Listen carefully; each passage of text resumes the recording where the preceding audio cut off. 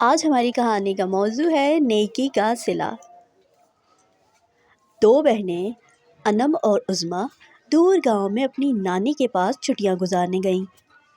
وہ روز اپنی نانی سے کہانیاں سنا کرتی تھی۔ ایک رات انہیں باہر ایک بوڑھا سردی میں ٹھٹھرتا ہوا دکھائی دیا۔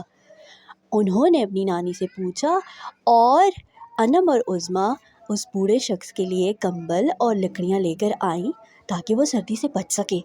بوڑھے نے ان کا شکریہ ادا کیا اور ان دونوں کو بہت سی دعائیں دیں کہ انہوں نے اس کی مدد کی اور اسے سردی سے بچایا۔ ایک دن وہ گاؤں بہت دور نکل گئی اور وہاں کھیلنے لگی۔ کھیلتے کھیلتے انہیں پتہ ہی نہ چلا کب شام ہو گئی اور کالے بادل چھا گئے۔ وہ دونوں بہت پریشان ہوئی کیونکہ وہ واپسی کا راستہ بھول چکی تھی۔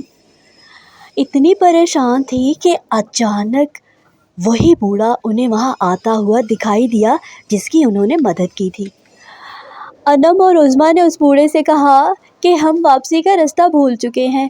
وہ بوڑھا ان دونوں کو لے کر گھر پہنچ گیا اور وہیں بیٹھا رہا جب تک موسم ٹھیک نہ ہوا۔ پیارے بچوں، ہمیں ہر شخص کی مدد کرنی چاہیے